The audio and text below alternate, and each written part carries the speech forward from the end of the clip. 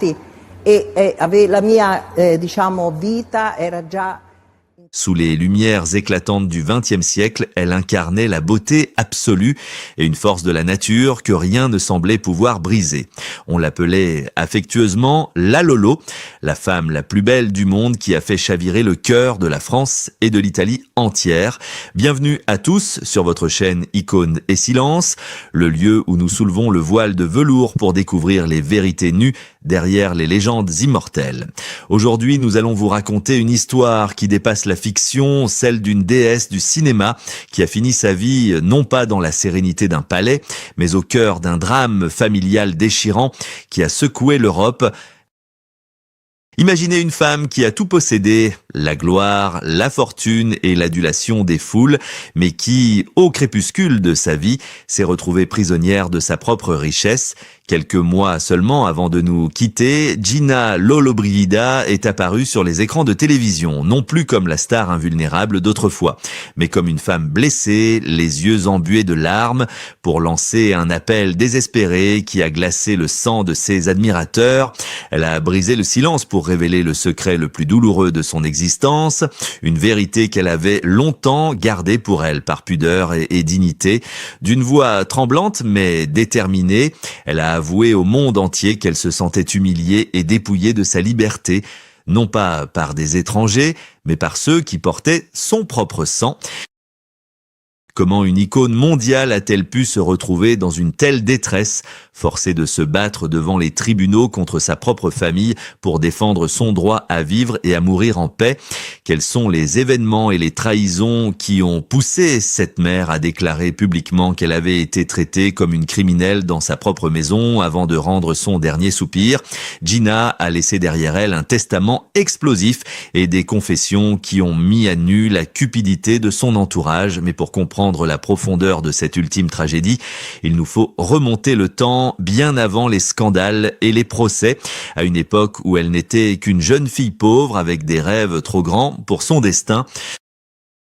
Pour comprendre l'ampleur de la tragédie finale, il faut d'abord mesurer la hauteur du piédestal sur lequel le monde l'avait placé au lendemain de la guerre, alors que l'Europe pensait encore ses plaies et cherchait désespérément de l'espoir dans les ruines. Gina Lollobrigida est apparue comme une bouffée d'oxygène, une promesse de vitalité et de renaissance. Son ascension n'a pas été simplement celle d'une actrice talentueuse, mais l'avènement d'un phénomène culturel qui allait redéfinir les canons de la beauté pour toute une génération. Si l'Italie l'a vue naître, c'est la France qui l'a véritablement couronnée reine.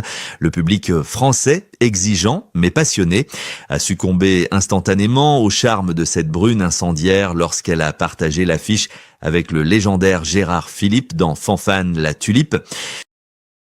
Ce film n'était pas seulement un succès au box-office, il était une célébration de la joie de vivre, et Gina, avec son regard de braise et son tempérament de feu, est devenue l'incarnation même de la passion latine que le public français adorait.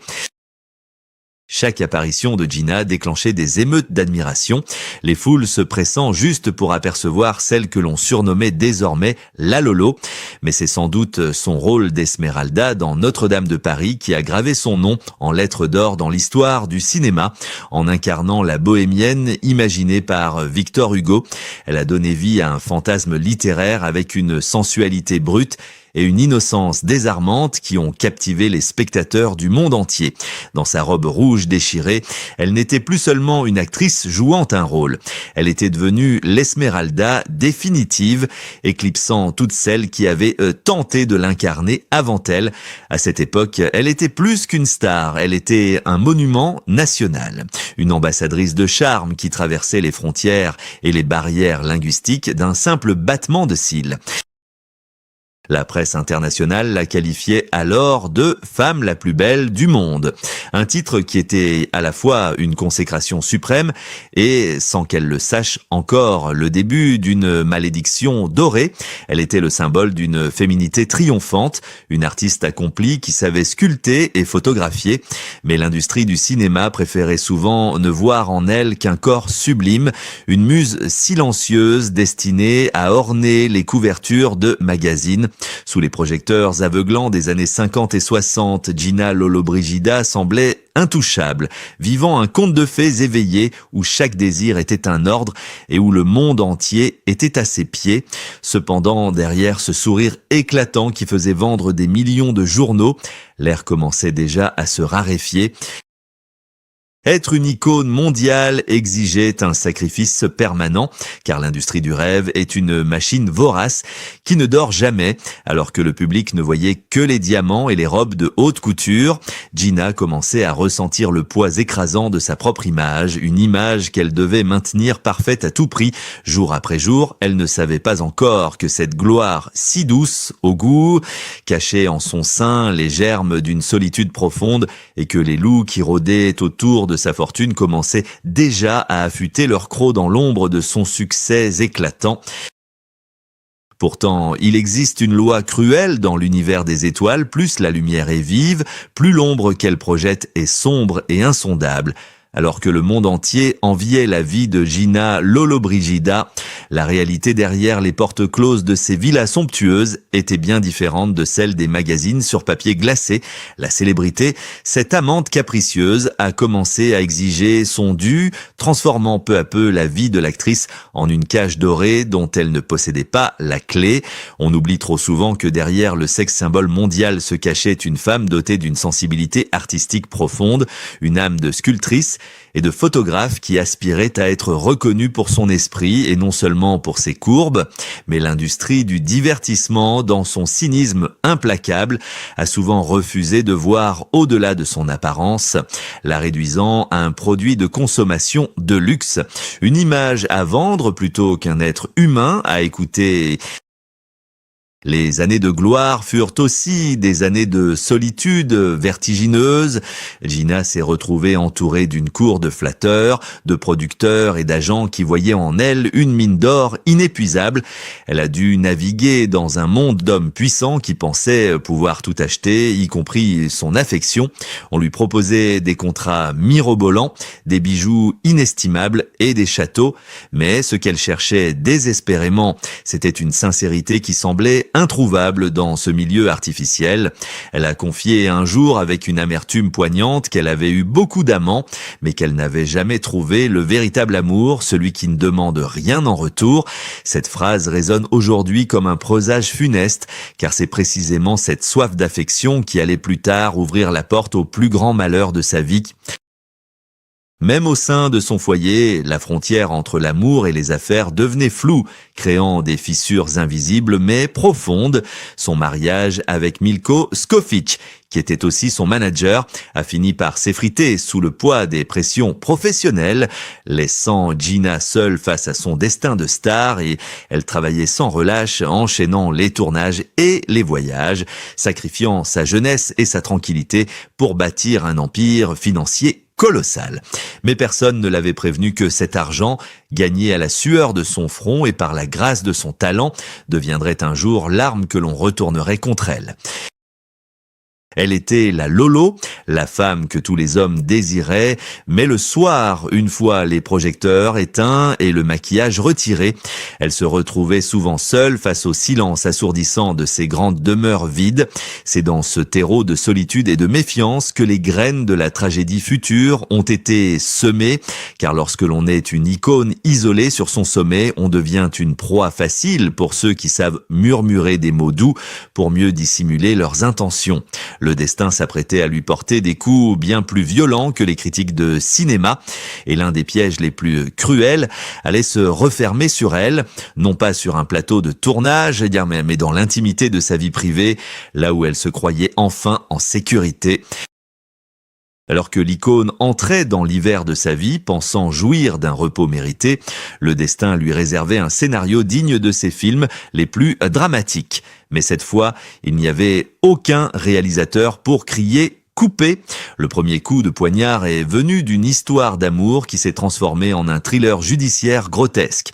Le monde a été stupéfait d'apprendre l'existence de Javier Rigo, un homme de 34 ans, son cadet, avec qui elle avait entretenu une relation intermittente, mais l'inimaginable s'est produit lorsque Gina a découvert, presque par hasard sur Internet, qu'elle était devenue une femme mariée à son insu. dans une manœuvre que l'on pourrait qualifier de machiavélique. Une cérémonie avait été orchestrée à Barcelone, utilisant une autre femme pour jouer le rôle de Gina. Ce mariage fantôme n'était pas une preuve d'amour, mais une tentative effrayante de s'emparer de ses droits légitimes et de son héritage. C'était une violation de son identité, un vol de son nom qui l'a laissé sous le choc, la forçant à se lancer dans une bataille épuisante pour faire annuler cette union frauduleuse devant les tribunaux et le Vatican. Pourtant, si cette trahison extérieure était douloureuse, elle n'était rien comparée à la guerre qui se préparait à l'intérieur même de sa forteresse. La véritable tragédie de Gina Lollobrigida n'a pas été écrite par des étrangers avides, mais par ceux qui portèrent son nom. C'est à ce moment précis que le piège s'est véritablement refermé. Non pas avec des chaînes en fer, mais avec des documents juridiques et des expertises psychiatriques. Son fils unique, Milko, et son petit-fils, invoquant la crainte qu'elle ne dilapide sa fortune au profit de son assistant personnel, ont entamé une procédure qui allait briser le cœur de la diva. Ils ont demandé à la justice de mettre ses biens sous tutelle, arguant que la grande Gina, cette femme qui avait géré sa carrière d'une main de maître pendant des décennies, n'était plus capable de discerner le vrai du faux. Pour une femme qui avait toujours chéri son indépendance par-dessus tout, se voir ainsi infantilisée, devoir demander la permission pour disposer de son propre argent était une humiliation insupportable. Le tribunal a fini par trancher en faveur d'un administrateur judiciaire, dépouillant officiellement Gina de son autonomie financière. Imaginez la douleur de cette reine déchue, assise dans sa villa romaine remplie de trésors, réalisant qu'elle était devenue prisonnière de sa propre richesse. Elle ne se battait plus pour des rôles ou des récompenses, elle se battait pour sa dignité fondamentale, se sentant traquée, surveillée et jugée par sa propre chair et son propre sang. L'étau se resserrait, l'isolant de plus en plus et la poussant inévitablement vers cet instant fatidique où elle n'aurait plus d'autre choix que de hurler sa vérité au monde entier. Le point de non-retour a été franchi lors d'une scène qui restera gravée à jamais dans la mémoire collective, un moment de télévision d'une intensité insoutenable où le masque de la diva est définitivement tombé pour révéler le visage d'une mère brisée. À 94 ans, sentant ses forces décliner, mais son esprit toujours aussi vif, Gina Lollobrigida a décidé qu'elle ne partirait pas en silence. Elle a choisi la lumière des projecteurs, celle-là même qu'il avait vue naître pour livrer son ultime combat, invitée sur le plateau de l'émission Domenica In devant des millions de téléspectateurs. Elle a brisé le tabou ultime des familles italiennes en exposant publiquement la guerre fratricide qui la détruisait de l'intérieur. Ce jour-là, il n'y avait ni filtre, ni mise en scène, seulement la douleur brute d'une femme qui se sentait trahie par les deux êtres qu'elle aurait dû chérir le plus, son fils unique et son petit-fils. D'une voix étranglée par les sanglots, elle a prononcé des mots qui ont résonné comme une sentence terrible. Elle a déclaré qu'elle ne méritait pas d'être humiliée de la sorte, qu'elle avait travaillé dur toute sa vie pour être libre et qu'aujourd'hui on la traitait comme une incapable. Avec une lucidité tranchante, elle a pointé du doigt l'hypocrisie de ceux qui prétendaient la protéger alors qu'ils ne faisaient, selon elle, que protéger leur futur héritage. Elle a eu le courage de défendre publiquement Andrea Piazzolla, ce jeune assistant que sa famille accusait de manipulation, affirmant contre vents et marées qu'il était le seul à lui donner encore de l'affection et à la traiter comme une personne humaine, tandis que sa propre famille la laissait mourir de solitude. C'était là son grand secret, sa vérité inavouable. La femme la plus riche et la plus célèbre était en réalité une indigente affective. Contrainte de payer pour obtenir un peu de chaleur humaine, les larmes de Gina Lollobrigida ce jour-là n'étaient pas du cinéma. C'était le cri désespéré d'une âme qui demandait une seule chose, simple et pourtant devenue impossible, le droit de vivre et de mourir en paix. Elle a regardé la caméra et à travers elle, elle a regardé ceux qui la poursuivaient en justice, leur lançant un message final dévastateur. Elle a dit qu'elle se sentait assiégée, que l'on voulait lui enlever jusqu'à la dignité de ses derniers instants. Ce n'était pas la colère d'une star capricieuse, mais la supplique d'une vieille dame fatiguée qui ne comprenait pas pourquoi le sang de son sang était devenu son bourreau, en révélant cette blessure béante. Elle a certes forcé le monde à regarder la cruauté qui se cache parfois derrière les portes des palais, transformant son drame personnel en une leçon universelle sur l'ingratitude et la solitude du pouvoir. Elle n'a pas cherché à se faire pardonner, elle a cherché à être entendue, refusant jusqu'au bout d'être une victime silencieuse dans le scénario écrit par d'autres.